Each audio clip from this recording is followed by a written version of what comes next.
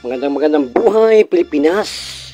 Muli sumasa inyo ang programang Lingkod Bayang Balita na may pusong mapagkawang gawa sa mundo ng kalusugan, umalat katotohanan, kaligayahan, kapayapaan, katiwasayan. Ito ang inyong Lingkod Bayan, Doc Elian, Doc Kyunogaire, specialist para po sa ating paglilingkod sa kalusugan. Tungayan po natin at namnamin ang napakasariwa at napakarami pong mga katanungan sa atin ng ating mga taga-subaybay. Ang mga katanungan po ay napapaloob ang mga asma, emphysema, paulit-ulit po na katanungan. Sila po ay bat-bat na ng paghahanap at ayaw po nila na masubukan na matubuhan. Ay anong bang masama naman so mga babayang Pilipino na matubuhan tayo kung tayo po naman ay may kakayanan, kasi isa rin po yan na pwede po natin na pagtiyagaan kung talagang walang-wala ng kalunasan. Yan po ang support commercial ng ating pong mundo ng ospital ng mga dakilang doktor. Wala pong problema yan. Makakatulong po sa atin yan. Wala na po tayong magagawa sapagkat ang inyong pong lingkod ay lagi na pong sumisigaw. Patuloy po ang mga paghihirap sa mga bakterya, sa mga virus, ng kinalakihan po nating kultura sapagkat tayo po ay gumagamit ng gasolina at ang gasolina po na yan ay nasa hangin. Talagang pag nagkaroon po ng nimbus clouds at dumilim ang kalangitan, nandiyan na po ang asma ninyo. Kaya kung ang katanungan po ninyo bakit hindi kaya ng mga dakilang doktor, isa lang po masasabi ko, dapat po may disiplina rin po tayo sa ating sarili at siyempre dasal. Yung iba po nagtatanong, Dok, nanggaling na kami sa mga dakilang albularyo. Okay lang po yun, kahit po sinasabi ninyo na nanggaling na sa television, na televised na ng mga blessing personality ng GMA, okay lang po yun, Channel 7, Channel 5, Channel 2 ng araw, yung mga idol natin ng mga sikat na namamahayag lang sa Diyos. Kasi po pag sinabing Diyos, wala kang tataas dyan. Kaya po ang inyong lingkod ay bat-bat ng pagsigaw at pagbibigay po ng gabay, paalaala na mayroon pong himala. May mga simbahan po dyan, lumuhod tayo. At kung ano po ang inyong katanungan, nagaya na po na isang napakaangas naman ito. Bakit daw po hindi makilala ang ancient alien, specialist, assassin, emergency caregiver, mediko? Nakikita po nila yan siyempre sa telebisyon at siyempre nagbalik-taktakan na po tayo at tumalikod na po yung mga yan. Umalis na po sa harapan ng Diyos, sa aking harapan ang mga yan.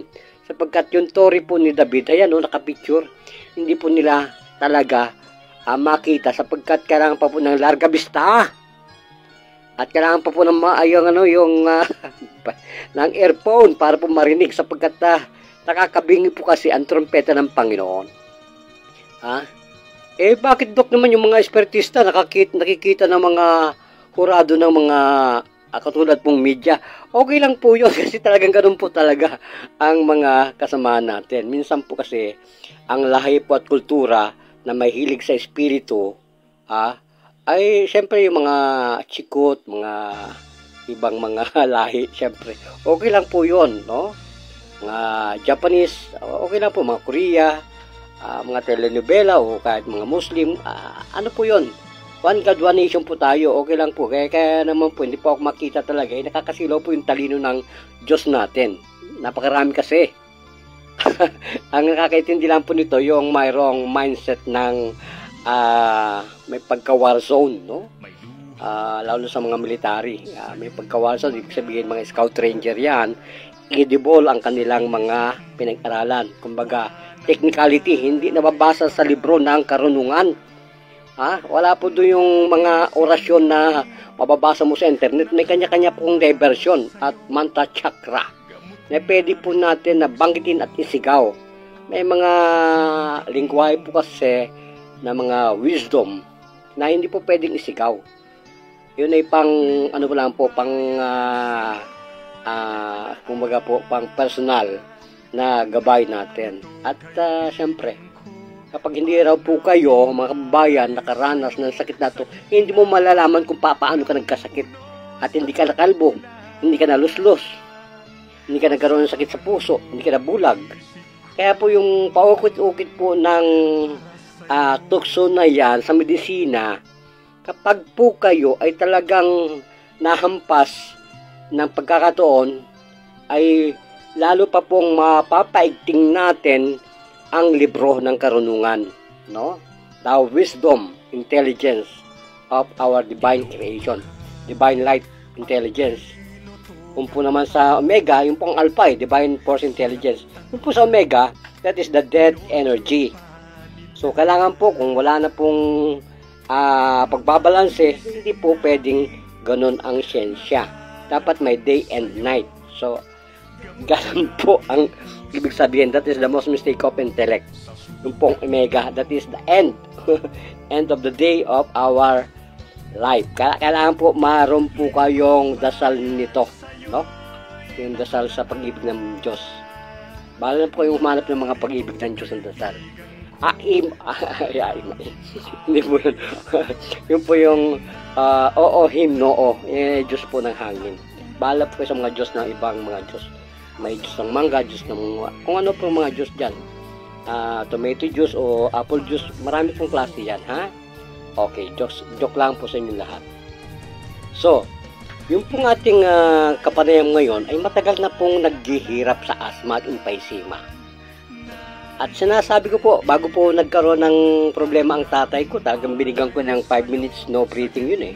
So, noon po, nagmalaki ang tatay ko at siguro akala niya hindi na babalik ang sakit. Yan po ay tukso. Babalik po yan. That is the most mistake of intelligence ng tao, that of the human being, not being immortality, no?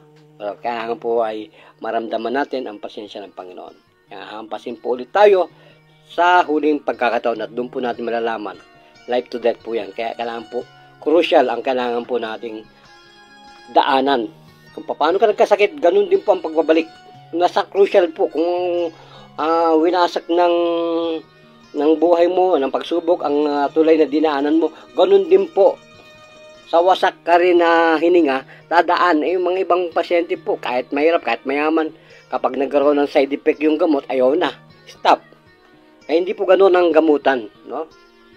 Pag kumontra ka po doon sa lingwahe na yan, wala na. No pain, no gain. Hindi po yung parang reliever lang, ipabalik-balik yan, katulad po ng mga hyperacidity. Kailangan po talaga yan, yung pagtatay mo, kailangan madikit talaga, nakala mo talaga kala mo talagang inipit mo na yung tiyan mo at pinalabas mo na lahat yung hangin at saka yung mga fluid, no? Yung mga tubig sa iyong tummy at sa iyong pong mga bituka. That is the first line of defense, yung sanitary po ng hyperacidity. Pag hindi po natin ginawa yan, yung ating fire and gas, wala, diretso po ang bawal sa inyo ng inyong mga dakilang mga nag-aaral na doktor. Katulad po ng aking naranasan sa ibang mahihirap at mayayaman na pasyente. Na ang gusto po nila, magic. Hindi po pwedeng ganoon. Kapag crucial po ang sakit niyo, crucial ka rin. Katulad ng tatay ko. Talagang lumuhod sa wala ng ma-hit-hit na oxygen. No? Kahit pa mag-oxygen tank siya, walang lumalabas. Kasi po yung diaphragm talagang shutdown. Paralysis ang diaphragm. So, malakas ang vacuum. So, in and out, wala pong, nagkakaroon ng hyperventilation. So, takpan lang po yung chan at saka counting pong judo sa chan. Kung alam po ninyo yung assassination na gano'n, no?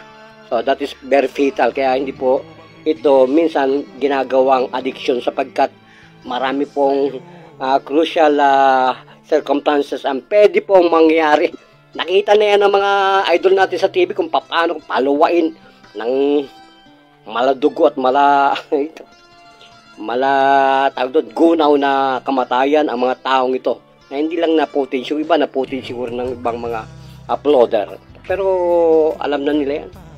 At pabalik-balik po akong humamon nung araw niyan at walang ni isa lumabas sa amunan dahil syempre kahit ikaw ay Muay Thai o kahit ay Kung Fu, alam mo yung sinasabi ko, the most elegant fight of our martial arts is about to die without breathing for about an hour. That is unbelievable, awesome, and that is very terrifying death if you wish to understand the power of Omega.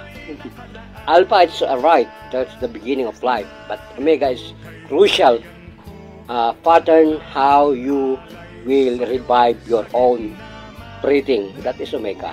So, mga kababayan, ang mga karapatang pantao po na aking tinutukoy ngayon pong may mga cancer, may mga bukol, kung ano po, myoma, kung ano pong, that is body spirit. Why? I had seen it in my own personal understanding and observation. I lost my one sight, right eye. Wherein before it, prior to this accident, I see it will happen. Pero nagpunta pa rin ako doon sa aking mission. Kaya talagang marami ko po mga kapartido na ganito na ayaw silang palabasin ng kanilang gabay after the prayer. Pero lumabas pa rin. Anong nangyari? Di nabalian sila ng tadyang. Mabuti na lang at naisimento at talagang pinasakan ng tubo.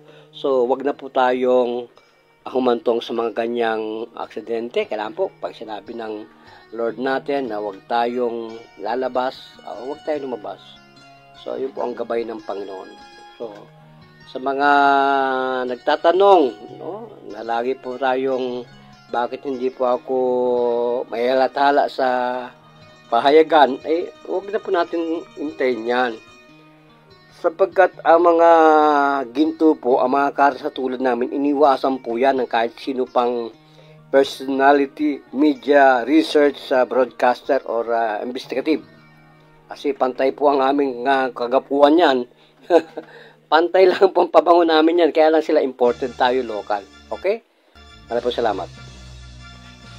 O bagamat ang lahat po ay marami pong katanungan, sa susunod na po tayong mga oras na ibibigyan po natin yung iba po naman na mga katanungan sapagkat ito pong ating mga ginagawang paglalahad ay limit lang po sa airtime natin, no? Lang po tayo, nakikisaw-saw lang po tayo sa kanilang studio at nakikisaw-saw lang po tayo. Tatay, welcome coverage po ang ating pong programa ng Radyo ng Guardians at ang ating pong Kanduang Bayan sa Kapwa, Medical Missionary Philippines sa inyo pong patutuo. So ilan na po kayong dekada na lumalaban sa hika na yan? Tagal na. Mga ilan pong dekada na yan? Baka mga 10-15. Tagal na eh. So nung napunta po kayo? Pero nung mahiga ako, mga matanda na eh. Ngayon po nung nalasa po ninyo yung gamot natin, ano po ang masasabi ninyo? Ano po ang masasabi ninyo? Ilang pong minuto na wala ang hika pagkita po sa bansa Pilipinas? Mga ilang minuto yun? Hindi mo na gano'n? Zero? Ha? Ilang minuto yan? Ibuhin po natin mga 10 na lang. O, 10 minuto. So, ilan taon po kayo naghirap? Patagal. Ilan taon na po kayo ngayon, tatay? 75. Ano po masabi niyo kay Lord? Ay, nasa Lord tayo ngayon. Yan po ang katas ng miracle. Hindi po ang laging mararamdaman pag lagi po kayong nagdarasal. Ang pinakang power po is prayer. Wala na pong iba. Tama, tatay? O, tama. So, gano'n po kasarap na ngayon ang hiningan nyo? Ayos naman. Ha? Naglakad na po kayo dyan kanina. Gano'n po kasarap na? Ayos. Magpakilala po. Ano po tunay na pangalan ng beauty natin, tatay? Pangalan po ninyo? Roger. Rolyo. Rolyo, ano po? Wagan. Wagan. Ilan taon pong gulang? 75. Ilan taon po talaga naghirap? Matagal. Okay, mga 10 taon? 10 taon, baka okay. So, ilan pong minuto talaga gumaling? Mga 7. 7 minuto. Okay, tatay, magpasalamat po kay Lord. Sige po. Salamat sa Lord. Okay, yan po si Lord. Salamat po kay Kapitan Honorable Captain Crisol Kati ng Barangay San Luis. Kapitan Kati. San Luis, Antipolo City. Antipolo City. Tatay, maraming po salamat at pagpalain po, mabuhay po kayo. Ito po ang inyong isang naging pagpatroller. Ang inyong lingkod, Brother Junong Kaire. Yan po yan. Suma sa atin lahat. Tatay, coverage na po ang inyong patutuo. Maraming po salamat, Tatay. God bless po. Ayun. Yeah, God bless. Yeah. Tatay, okay, salamat po. Ayan na po ang isang Pilipino na talagang naghanap po ng tamang solusyon na kahit po pahapyaw ay dinalaw po ang mga albularyo ng mga sikat. Ng mga nalathala daw po sa payagan at telebisyon. Mapa GMA, mapa Channel 4, Channel 2, Channel 5. Okay lang po yun, no? Kaya nga po sinasabi ko sa atin, ang mga may karats po ay mahirap po i-footage. Dahil mas lamang daw po doon si Lord. Kung kami po ang putatongin, mas pantay lang po kami, tao lang kami. Pero ang gabay po ng Panginoon, sometimes, talagang naka-bulletproof po yan. Hindi mo makikita talaga. Naka-shield. Para yung mga bombers ng Americans, hindi mo makita, hindi ma-detect ng mga radar. Kaya kapag kayo po ay napagkalooban ng Panginoon, ng presensya na makita po ninyo at mapakinggan ninyo ang aming mga panawagan, ibig po sabihin, nasa inyo po si Lord. No? Huwag po kayo magtatampo sa mga personality ng mga natilibais. No? Okay lang po yun, sapagkat syempre, kapag may pagka, ano po kayo, may pagka classified, ano po, kung sa attorney, may karats po kayo, di kampanilya, may bendisyon ng Panginoon, mahirap po kayong malathala, napakahirap po niyan talaga. Umaatras po kasi ang mga yan sa Panginoon. No? Kung Buddha ang Panginoon niya, o Islam, o si Papa God, Jesus, or aatras yan. Sapagkat napakarami pong dadaanan nilang katanungan sa kanilang pagtanto sa amin. Isipin mo, si Papa Allah, si Papa God Allah, Papa God Buddha, Orpan, marami po kayo, Taoism, Buddhism, ay marami pong dadaanan po nila. Huwag po kayong magtatampo sa mga ganitong personality po ng mga manggagamot na footage na hindi naman po kayo masyado na entertain. Sa dami po nilang ginagamot, syempre, pahapyaw lamang po. Dito po kayo ay magagamot kahit isang araw. Ang nakapila po ay 300. Kayo po ay gagamutin ng segundo lang. Magaling na kayo. No? At subukan po ninyo, tanungin ang inyong mga manggagamot, mapa-albularyo yan, mapa-doktor yan, kung anong pagkakaiba ng alien assassin medico. Tanungin po ninyo. O sa sumbungan pa ng bayan kayo magsumbong, kasi po yung nakatawag sa akin, susumbong daw ako sa sumbungan ng mga investigador. Patay na yung isang investigador eh. O si idol natin na Mike Ricas ng Channel 7, dedo na po yun. Sino pa kayo pagsusumbungan ninyo? Huwag na po kayo magsusumbong sa sumbungan ng pamayan ng pambayan. Huwag na po. At ako na po yung nandito eh. Huwag na po kayong ipapakalot ko pa yung inyong reliyon. Hindi na po tayo bata para po sabihin natin na ikalat pa namin yung mga flyers ng reliyon natin. Ako po naman nagdarasal at naniniwala sa inyong Diyos. Ano po ito fourth state, kaya kung ang Diyos po ay apat din po ang Diyos ko. Kaya hindi po tayo magkalaban, no? At kung ano po ang sinisinta natin ng Panginoon, sinisinta ko rin po yan. So ganun po ang pamahalaan, layunin ng pagiging guardians ko, no? Kamay na banal at aka po sa mga supremo. Sapagkat ang aming pong samahan, may mga denomination ng iba't ibang reliyon, mapa China, mapa Korea, mapa North, mapa Russia, aka po namin yan. One God nation po, for peace po tayo, sports lang. Ayan na po sa ano po natin sa footage, sports live. And siyempre, harana ni Tito George Carriedo, DCM 1530, ang radyong may panindigan at ang ating Gilas Express ni Boss John Maligalig. Hello. Kamuntikan na, hindi ko mabalita ng aking mga boss. Si Tatay Tito George Carriedo, magpalakas ka, Tito, ha? At sa lahat po ng pamunan DCME, syempre, binabati natin yan. Si Romy Borse at saka si Boss John Thomas, si John Thomas ng Abinida Cruiser. Nandiyan po yan. Syempre, mga boss natin yan. At yung mga, napakaraming nagtatanong. Hindi po natin masagot-sagot ang mga katanungan ito at napakahihirap sambitin kung paano natin ito sa lingwaheng Pilipino at sa accent natin ay hindi tayo ma-high blood sa mga tanong. Wag na po kayong dapat po pag mapunta kayo sa nagtatawas, dapat po may kaunti kayong papel, hindi naman po lang puro kayo bariya. Kaya po ang mga katulad namin na may pagkalblaryo hindi natutuwa sapagkat medyo ang abuloy po natin maliit na piso pero yung inyo pong mga kalooban nababasa po yan kaya minsan nagtatampo yan, ayaw nang kunin. Okay lang po yung 1 peso, 5 peso pero ang layunin mo ay buo makatulong sa Panginoon, okay, ibigay po natin. At kung naman po yan ay malaki, 100, 1,000, at ang intention po ninyo ay maganda, okay, mas maganda po yan, nakakatulong sa Panginoon. Ganun po, huwag po kayo magtatampo. At syempre, iba po naman yung international ang pinag-aralan, no? Kaya kung gusto po ninyo magkatanungan kung paano rin ako nakalabas ng bansa, pumunta ka sa Department of Foreign Affairs kung saan ako lumabas, ha? Para malaman mo kung sino naging master ko, doon kayo pumunta, baka kayo malula.